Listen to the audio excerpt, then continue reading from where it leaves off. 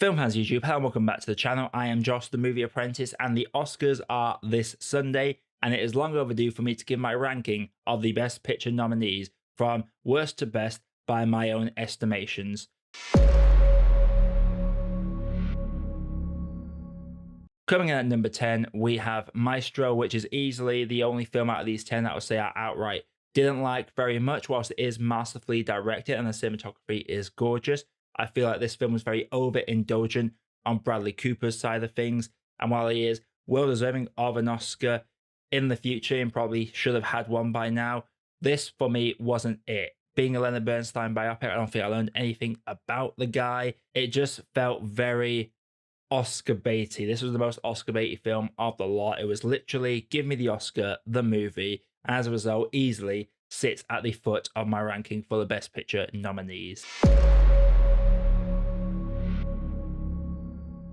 Number 9 is Zone of Interest. Now, this is a film that had a lot of hype around it, and a lot of people I know have really gassed this movie up as much as possible. And while I appreciate what it was trying to do and the story it was telling about this mundane family, just doing this mundane family life stuff, whilst the most horrible things that have happened in recent human history happened just over their garden fence, it's a well-crafted movie, and it's a really dark look at human nature when hate takes over. But for me, it didn't really quite hit the mark as it did for others. Whilst I appreciate what the film was doing, it's not something I'm going to find myself revisiting anytime soon.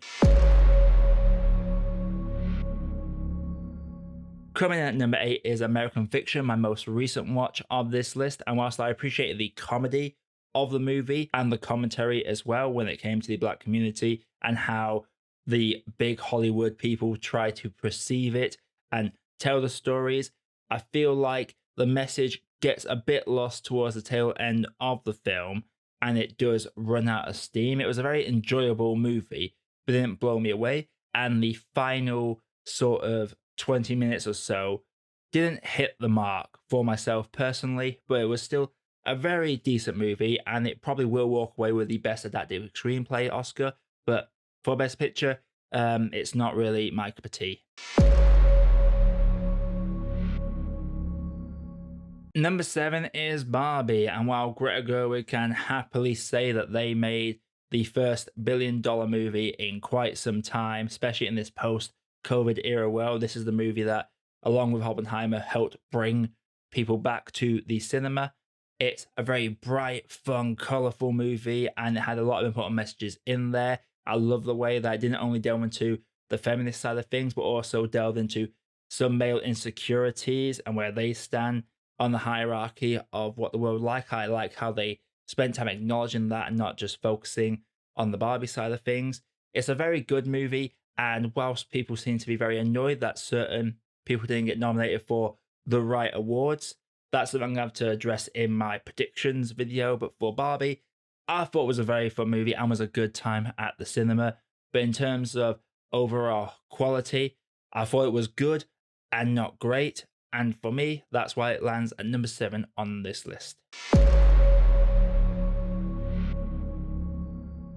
Coming in at number 6 is Anatomy of a Fall, the film that has an argument scene that makes Malcolm and Marie look like a pleasant chat over tea and biscuits. This is a long film. I'm a sucker for courtroom dramas. I love the ambiguity of this movie. It's a very well-told story with some solid performances all around. Sandra Hüller is absolutely brilliant in the lead role. It's a very gripping story, and I'm so glad it got some nominations in there as well. Doesn't quite break my top 5, but Anatomy of a Fall was well worth the wait when it finally came out over here in the United Kingdom. Before I get into the top 5, if you like what you're seeing so far, click that like button and subscribe for more video reviews, lists, and rankings like this coming all the time. And let me know, what is your ranking of the 10 Best Picture nominees? Let me know down in the comments below. And who do you expect to walk away with the gold at the end of the night?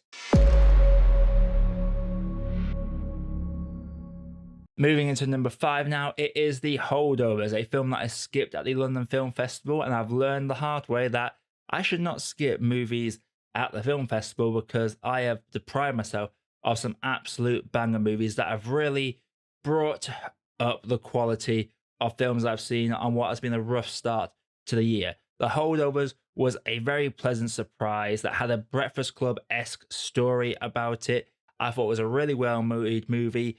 Paul Giamatti is absolutely incredible in the lead role, and it's a movie that left me devastated by the end. It had a very bittersweet nature to it, and that is my favorite kind of ending, is the bittersweet ending. So The Holdovers comes in at number 5 for myself personally. Number 4 is Past Lives, a story of love and love lost, the what ifs of life. It is a very intimate story set with a lot of silences, and it is a fantastic directorial debut.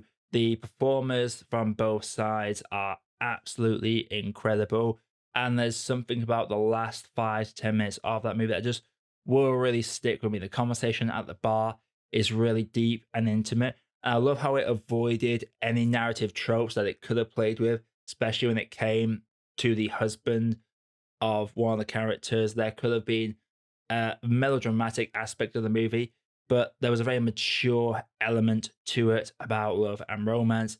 And I thought it was a fantastic, beautiful piece of cinema that I'm so glad got the love it deserved when it was released. Coming into the top 3, I'm looking at Killers of the Flower Moon as my number 3. And this is a film that when I was thinking about doing this list, I thought would have been towards the bottom of the 10. But when I really thought about my experience watching this 3-hour long movie, how gripped I was by it, and the way that I was blown away by the performances, especially Lily Gladstone and Robert De Niro, giving for me personally a career best performance, I thought this was an artistic piece of genius by Martin Scorsese.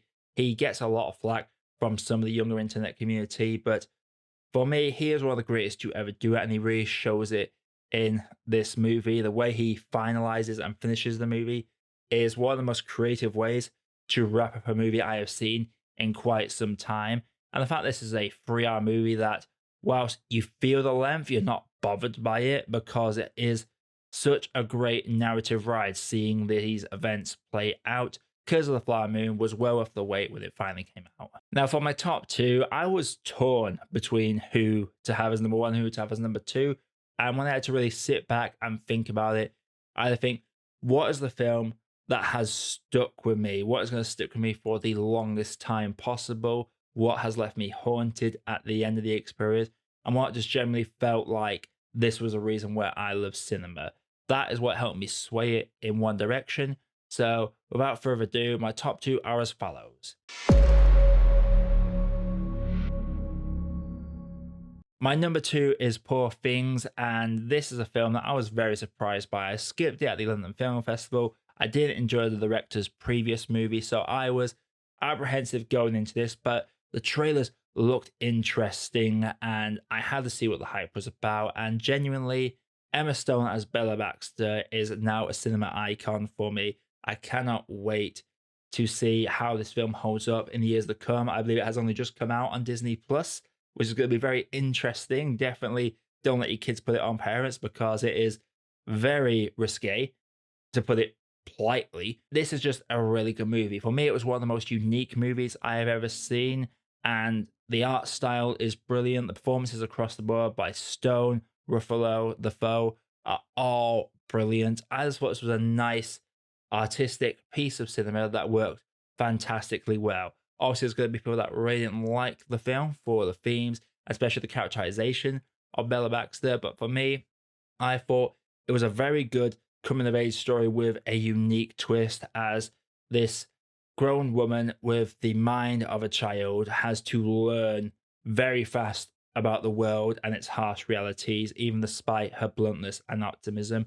Poor Things for me was just a fantastic cinema experience. But one did top that, and it is, of course, my number 1.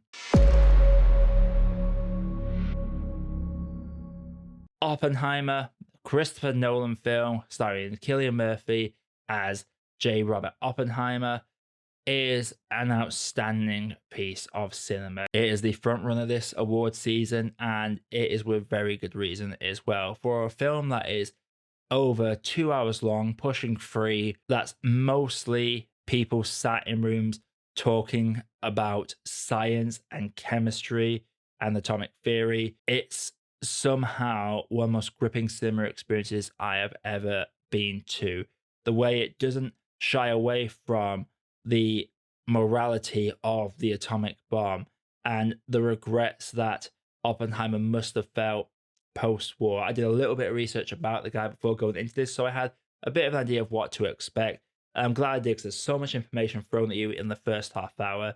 But when you just sit and let the film wash over you, like the atomic bomb sequence is absolutely incredible, but it's the ending that haunts me forever. This is a film that taught me that Albert Einstein apparently lived more recently than I always thought. I never actually knew he didn't die until the late 50s. My dad literally only missed being on the same planet as Albert Einstein by a couple of years, which honestly blows my mind. But that final couple of minutes in the cinema where he's having that conversation with Einstein genuinely haunted me.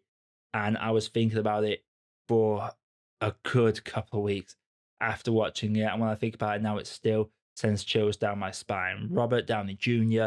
is fantastic as Strauss and is probably going to win the Best Supporting Actor for his performance in this. It's just a great movie across the board. And it is a complete 180 from Nolan's previous film. Tenet for me is a film that didn't work for me at all.